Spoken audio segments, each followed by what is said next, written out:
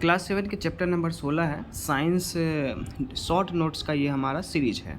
Water यानी कि ए precious resource, जल एक मूल्यवान स्रोत, मतलब जिसके बिना जीवन संभव नहीं है, वो एक ऐसा स्रोत है जो हमारा जल है। उसके बारे में आज पढ़ेंगे इस चैप्टर में। चलिए देखिए, water is essential for all living things, living beings and they can be no life without it. समझने का मतलब है कि जो पानी है, जल है, जल के बिना जीवन संभव नहीं है, और जल अगर रहता है तभी जाकर हम कुछ चीज़ें कर पाते हैं, जैसे नहाना हो, खाना हो, भोजन बनाना हो, धोना हो, कोई भी चीज़ करना हो। Water exist in 3 forms, solid, liquid and vapour. जो जल है वो 3 प्रकार के हो सकते हैं। 3 प्रकार मतलब 3 फॉर्म में। जैसे कि जल से हम क्या कर सकते हैं, एक सीधा का सीधा वाटर होगा, तो इस वाटर को हम सॉलिड के फॉर्म में बना सकते हैं, इस वाटर को हम लिक्विड के फॉर्म में बना सकते हैं, और इसी वाटर को हम गैस के फॉर्म में भी बना सकते हैं। अब ये तीनों क्या है भाई, चलिए देखिए।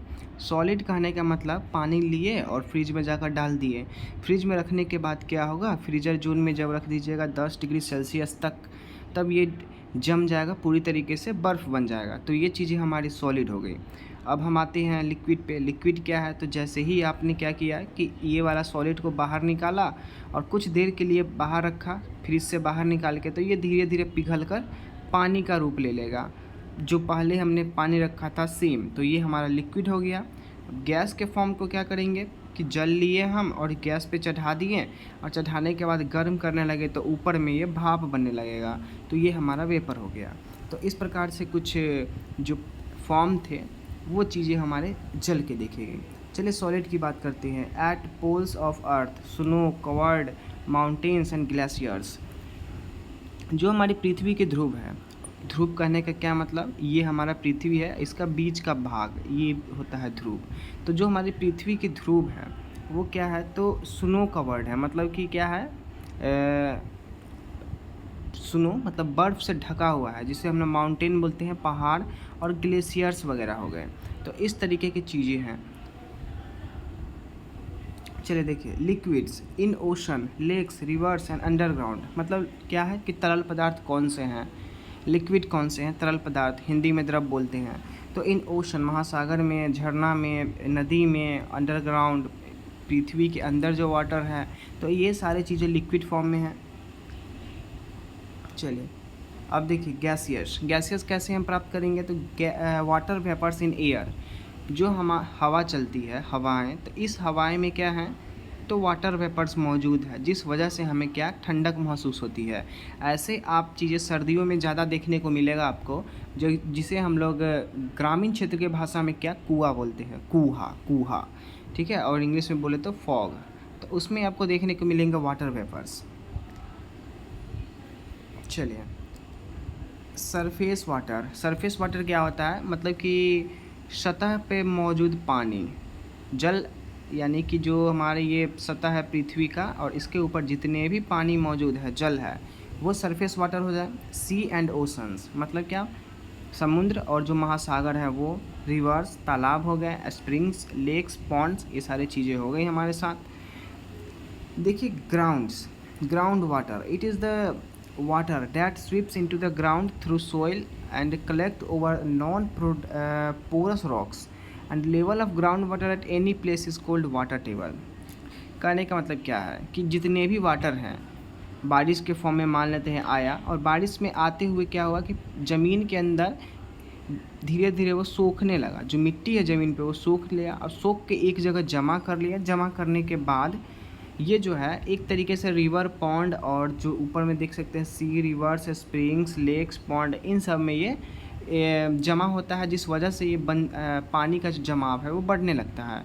और क्या होता है दूसरा चीज़ें, तो जो level of ground water at any place is water table. अब सीधी सीधी बातें ये हैं कि वाटर टेबल यानी कि जल स्तर क्या है, तो जब भी बारिश हुआ या फिर जो जल है हमारे धरती के ऊपर मौजूद है, तो जो सतह बनाना जल के धरती के ऊपर, इसे ही हम लोग वाटर टेबल बोलते हैं, मतलब जल स्तर बोलते हैं।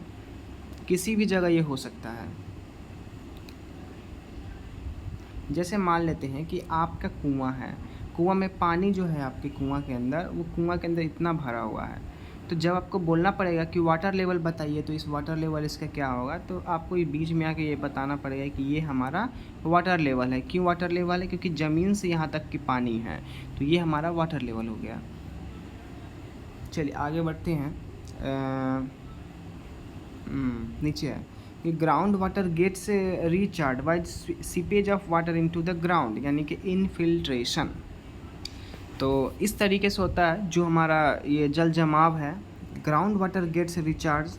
जो हमारे सारे पानी है वो क्या होगा कि नीचे की ओर हमारे ज़मीन के अंदर जाएगा और जल जमाव हो जाएगा। कैसे होता है? तो रिसाव के कारण होता है।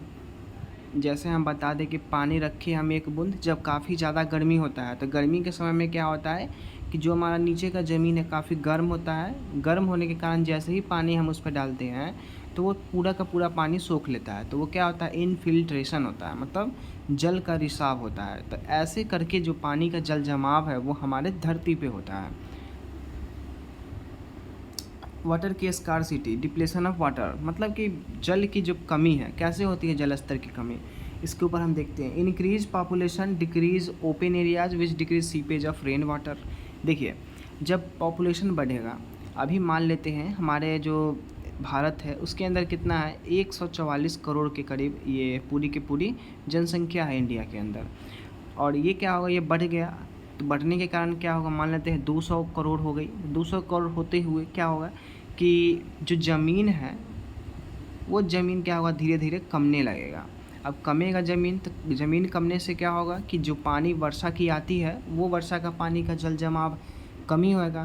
तो जल जमाव कम होने के कारण पानी की जो नीचे में स्टोरेज है वो स्टोरेज कम हो जाएगी, यानी कि जो जल जमाव है, नदियाँ, तालाब, झरना, महासागर, वो सारे के सारे धीरे धीरे कमी होते नज़र आएगी इसमें। तो इसलिए हम इसे बोल देंगे कि ये हमारा पॉपुलेशन जब इंक्रीज होता है तो जो ओपन एरियाज़ है, जितने भी खाली ज़मीन है, वो सारे क्या होंगे, कमी होने लगेंगे। और इसके कारण से क्या होगा कि decrease seepage of rain water, जो भी बारिश की पानी होती है, वर्षा का जल, उसमें कमी आएगा। वो जो हमारी धरती है वो सूखने के लिए धरती बचेगी ही नहीं। तो इस वजह से क्या होगा कि जल का रिसाव जो है कम होगा और पानी का स्टोरेज कम होगा। देखिए, increase industries more water is drawn out from ground. जैसे जैसे इंडस्ट्रीज़, मतलब कि औद्योगिक जितने भी कंपनीज़ हैं, जैसे जहाँ पे इलेक्ट्रिसिटी बनता है, वहाँ पे हो गया, इलेक्ट्रिसिटी जब बनता है तो बॉयलर होता है, बॉयलर में पानी का यूज किया जाता है स्टीम को बनाने में। स्टीम यानी कि भाप, और भाप से हमारा इलेक्ट्रिसिटी जनरेट होता है टरबाइन के ऊपर। तो वो सब आगे का कंसेप्ट है। तो इंक्रीज होता है जैसे जैसे इंडस्ट्रीज़ में हम ले लें, दवा का इंडस्ट्री ले लें, या फिर मान लेते हैं हमारे यहाँ बिस्किट का फैक्ट्री हो गया। उसी तरीके से और भी अन्य जितने भी फैक्ट्रीज़ हैं, बिना पानी के वो चीज़ें चल नहीं सकती हैं। तो जैसे जैसे इंडस्ट्रीज बढ़ेंगी, औद्योगिकी की जितनी ज़्यादा इम्प्रूवमेंट होंगी, बढ़ेंगी, उतना ही ज़्यादा जो पानी की कमी है वो देखने को मिलेगा। और क्यों देखने को मिलेगा? क्योंकि ज़मीन के अंदर जितने भी पानी है उसे वो बाहर निकाल लेंगे, इस वजह से। Agriculture activities irrigation system fail due to the erratic rainfall which results in increased use of ground water. जैसे कि हमारे कृषि के जितने भी कार्य हैं जिसमें हमारे जल का खेतों में डालना पड़ता है पानी, तो जो खेत में डालने के लिए पानी जो होता है, जिसे हम लोग सिंचाई बोलते हैं, तो वो जो सिंचाई का सिस्टम है, सिंचाई का जो नियम था, जिस वजह से हमारा सिंचाई होता है, तो वो फेल हो जाता है। क्यों होता है? क्योंकि जो ज़मीन के अंदर पानी है, पानी का जो जल स्तर है वो कम होता है। इस वजह से जो हमारा बोरिंग होगा, जैसे कल हो गया, मोटर हो गया, नीचे लगाए जाते हैं ज़मीन के अंदर, वो सारे फेल हो जाते हैं। क्यों होते हैं? क्योंकि अभी मान लें कि ये पानी है, पानी का लेवल है 100 फीट तक। अब ये क्या होगा कि कमी आ जाएगा, इसमें बारिश कम हुआ इस साल, तो ये नीचे आ जाएगा। कितने फीट पे आ जाएगा? तो ये आ जाएगा लगभग 200 फीट पे। तो हमारा कल था लगभग 100 फीट के नज़दीक और पानी नीचे आ गया, तो कैसे ये इतना से पानी ऊपर खींचेगा? इस वजह से हमारा जो इरिगेशन सिस्टम होता है, जो बोरिंग हुआ, वो हमारा फेल होता है, जिस वजह से हम सिंचाई नहीं कर सकते हैं, पानी हम खेतों में नहीं पटा सकते हैं। अनइवन डिस्ट्रीब्यूशन ऑफ रेनफॉल, मतलब असमानता, बारिश में असमानता होता है। क्या होगा कि कहीं कहीं जाकर बारिश हो गया जहाँ ज़रूरत नहीं है वहाँ पे, और जहाँ पे ज़रूरत है वहाँ पे बारिश हुआ ही नहीं।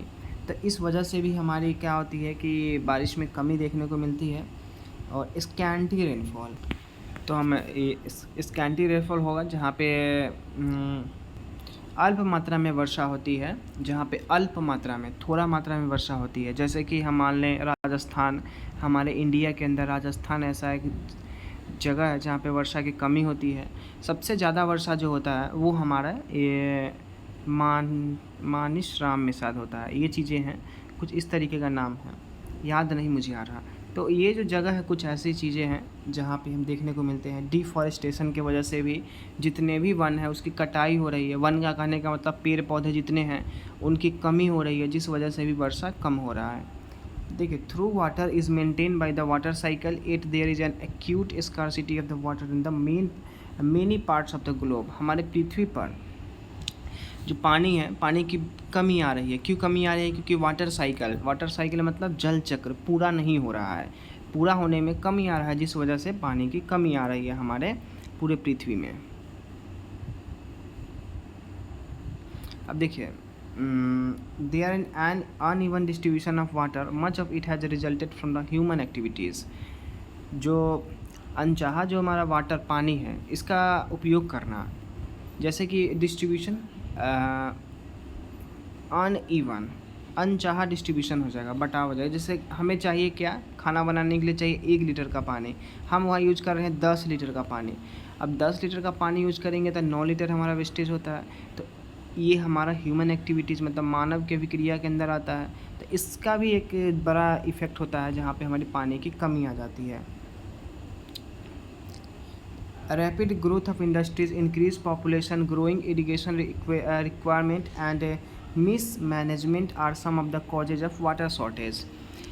बहुत तेज़ी से जो इंडस्ट्रीज़, औद्योगिकी वगैरह बढ़ रही है, बहुत तेज़ी से औद्योगिकी में जो बढ़ोतरी हो रही है, इस वजह से पॉपुलेशन यानी कि जनसंख्या में बढ़ोतरी हो रही है। इस वजह से जो हमारी सिंचाई के जितने भी रिक्वायरमेंट्स हैं, जो बोरिंग हो गया, मोटर हो गया, इन सभी चीज़ों का उपयोग जो किया जाता है, उसकी बढ़ोतरी के कारण भी हमारी जल की कमी है।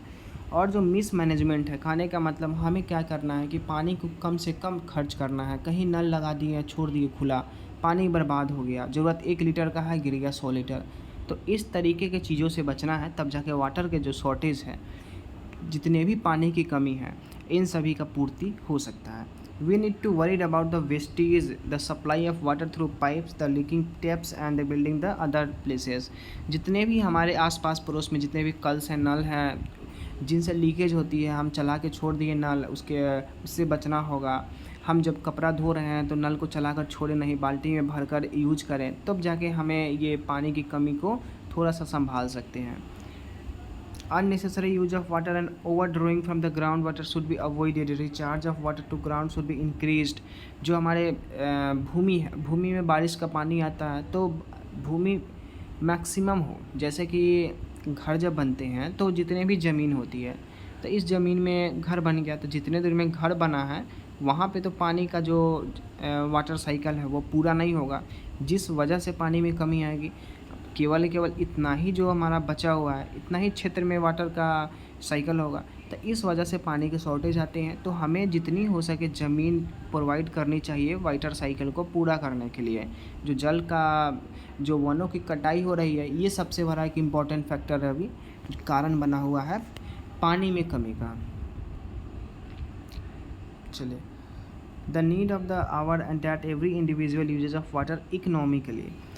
जो हमारे समय है, नीड ऑफ किसकी आवश्यकता है? समय में, कि एक किसी भी पर्सन के लिए इकोनॉमिकली होनी चाहिए। कहने का मतलब फिक्स होना चाहिए कि हाँ, इतना ही आपको जल का ही उपयोग करना है, ताकि जो जल है हमारे नीचे वो बचा रहे और उसका हम अपने फ्यूचर में, भविष्य में भी उपयोग कर सकें। Plants wilt and ultimately dry up if they are not watered for a few days. जैसे कि होता ये है कि जो जितने भी पौधे वगैरह हैं वो सूख जाते हैं या फिर वो नष्ट हो जाते हैं। किसकी वजह से? पानी की वजह से। जब पानी नहीं रहते हैं तो वो एक बहुत बड़ा एक कारण बनता है। चलिए, ये सारे थे हमारे चैप्टर नंबर 16 का। 17 देखेंगे क्या मौजूद है।